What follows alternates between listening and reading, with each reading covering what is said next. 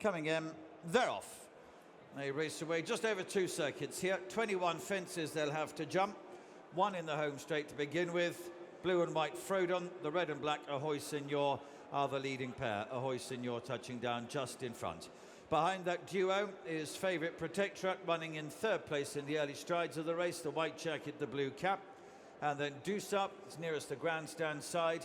Diamond jacket, the white sleeves and red cap. Just around the outer and slightly ahead of Noble Yeats.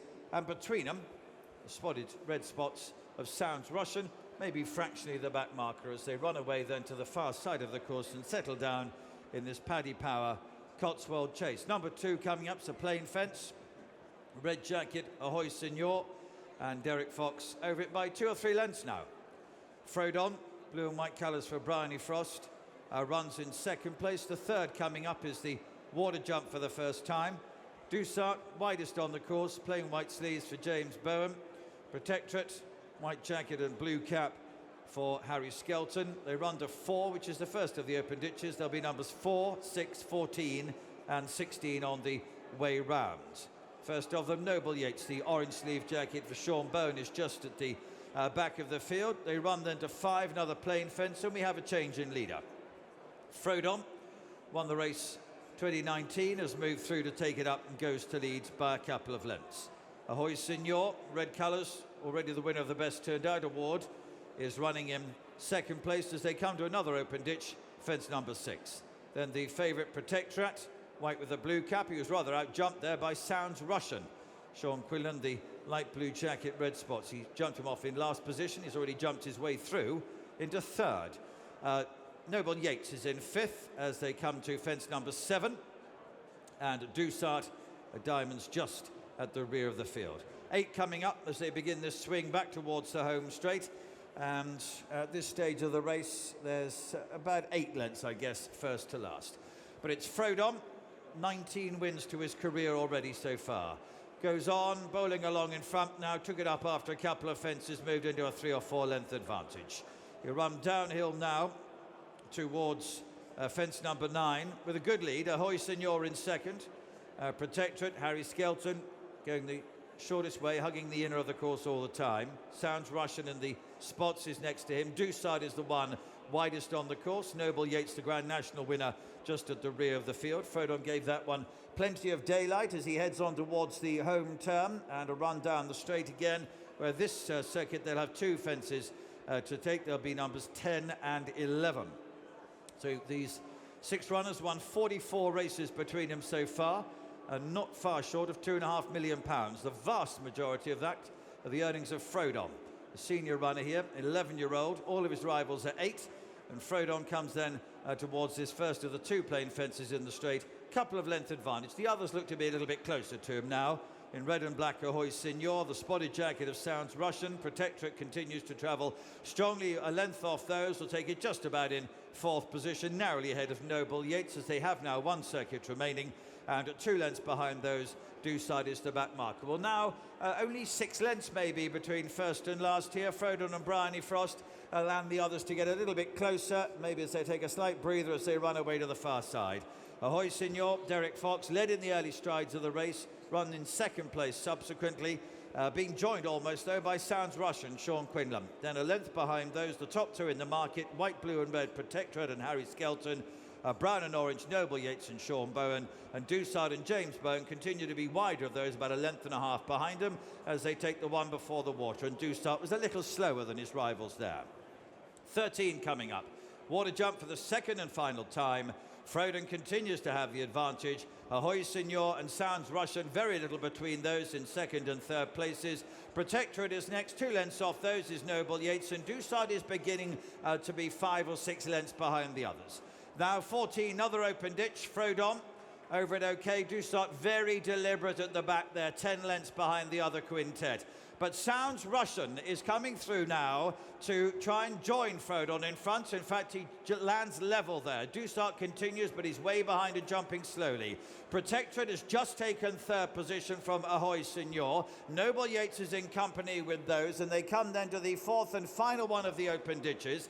Frodon and Sounds Russian together by 2 lengths to Protectorate, and then Ahoy Senor, a length and a half to Noble Yeats, still 10 lengths, no further, the gap to Dusart. 5 to jump. The light blue and red of Sounds Russian has taken on Frodon and fractionally gone past him. Frodon landing in second position. Ahoy Senor in the red races against the running rail up on the inside of Protectorate. There's 2 lengths behind those to Noble Yeats as they come to 4 from the finish, 20-odd lengths to Dusart. And it is Sounds Russian. Oh, he hit that hard.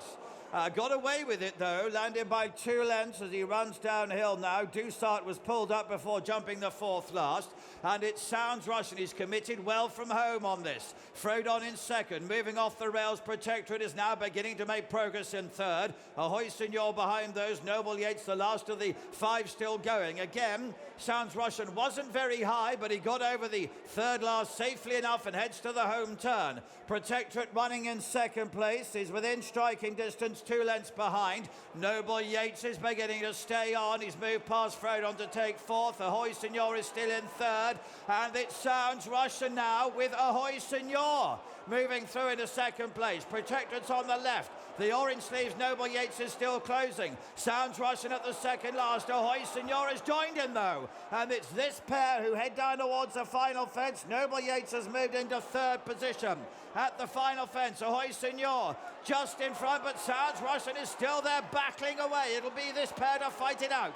The nearest to us is Sounds Russian. The red jacket is Ahoy Senor. He's fractionally in front as they race to the line. Ahoy Senor and Derek Fox are going through and go on to win. Ahoy Senor's 1, Sounds Russian in 2nd, Noble Yeats in 3rd, Protectorate, and then Frodon. Derek Fox and Ahoy Senor back in the winner's enclosure. Hey, well done. Just take me through how that worked out for you.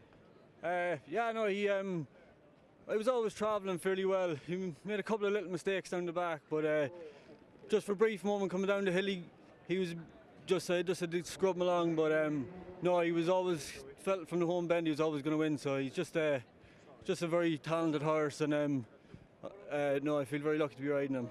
He's loved that hill, isn't he? Yeah, he stayed on all the way up. He just got a wee bit tight to the last, and then he had to pick himself up again and go on. But listen, he's very talented horse. He's ultra tough and a lot of natural ability. And he's got a heck of an engine. Is he a horse sort of jumping wise? You have to accept that it might not be a perfect round of jumping, but his engine gets him through. Yeah, he can just rub one here and there. But no, listen, on the going day, he's just a massive engine, and just a very, very talented horse. And I just like to thank Lucinda and Peter Scudamore and Bruce and Karen, the owners. So I feel very lucky to be riding them. Derek, well done. I'm on your back as well because he's coming back. Well done. Cheers. Ahoy Senor's training Lucinda Russell with me. Well done. Well, we're quite a way after the race now. How are you feeling? Yeah, I think just exactly as you've just done, it's like taking a sigh of relief. I've had such a rough week. I lost my dad on Monday, and then after that, I can't think about horses. I can think about horses. Horses keep you grounded, and it's very, very important to keep going with them, and it's been fantastic. And I said to Skew last night, I haven't even thought about Ahoy Senor running in the Cotswold Chase. Normally I get really wound up about it and worried about it. So we talked about it this morning, and just about how he seems better, he seems fitter, he seems more together, he's much more relaxed at home. So actually, it was just great. It was good to see him full of confidence and running like that. And your dad was so involved with the horse as well that I'm sure that just all brings it home as to what a magnificent moment this is. Yeah, I think, racing is a fantastic thing. Dad was very frail, he was 95, but racing kept him going. He was always asking me, how were the horses at the races and who had I seen at the races, and a lot of people are here today that he'd have been drinking gin with just now. So it's just lovely, and he said to me 2 weeks ago, how's Ahoy Senor, is he going to go to Cheltenham? So I think he'd really appreciate it today. I don't know if he's looking down or not. I don't know if that is a thing, but he definitely, it's nice to do it for Dad. Yeah, absolutely. It's so nice to see you smiling through all of that, and how much that clearly means to you and the team. And on the performance, what heart this horse has, what an engine and ability he has. Yeah, that's right. I mean, I think as a novice he was a total freak. He just has a huge amount of ability, but his mind used to get in the way. And do you know, it's funny this season I've been sort of half making excuses for him, and you feel like an idiot. You feel like a little girl going, oh yes, he was a little bit over-enthusiastic.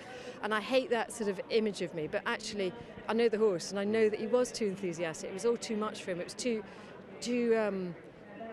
just too enthusiastic. And whereas today he actually settled down, he was a professional racehorse today, and they have to do that. They've got to be able to settle. He's got immense ability, but he has to use it correctly. So do you look at a Gold Cup, have you learned anything from what happened today to what you might put into effect in a Gold Cup, or do you just try and repeat the trick and the extra furlong should suit? Yeah, extra furlong should suit. I mean, I think the better ground will suit as well. I'm assuming it will be better ground. And I just think the experience that he got today, and you know, when these horses win, they do have hard races, but they don't have as hard a race as if they haven't run quite so well. So hopefully he's enjoyed that today, and I've certainly enjoyed it, and it can give him a bit of confidence as well. And we want to get him on the upward curve, and I feel he is that. Talked about this track for him. Looked ideal for him there, didn't it? Yeah, it's funny, isn't it? Everyone sort of talks about the flat tracks are good and Aintree and stuff, but actually in truth, that staying trip has really suited him. I'm delighted for you, well done. Thank you. Quick chat with Ruth Jefferson after. Sounds Russian's run a great race. What's your immediate feeling, Ruth? Yeah, I thought he ran a lovely race. It was nice to see him travel and jump with so much enthusiasm. Sean did what I wanted him to do, really, which was be a little bit more positive, and maybe just the last 50 yards caught him out ridden like that today. But we probably learned a little bit from it. He's handled the track. He's still in the Gold Cup. Whether he'll go for it, I don't know, but it is. I really wanted to see him sort of do something like that today, and I'm very pleased with him. We met Mary earlier on in the week. Now, is it a case as if she wants to go Gold Cup, you go Gold Cup? I think there's eight owners in it, and I'm expecting 8 emails in the morning going, we're really looking forward to March. I'll be like, oh. But after that, do you feel like he's entitled to have a go, or what's your gut feeling? I suppose he's entitled to have a go. Obviously, Paterica and Noble Yeats were well ahead of us in the bedding. I think we're 125 to 1 or something, but I don't think we'll be that in the morning. He's entitled to have a go. I suppose he's a horse that he could do what he did today. He could run well in a Gold Cup, but whether he's got the class to win a Gold Cup, I think he would need a lot of things to fall right to win a Gold Cup. I think he's just a solid horse who always runs his race, but might just find a Gold Cup horse, a true Gold Cup horse, maybe just a little bit better than him. Well done here. Thank you very much.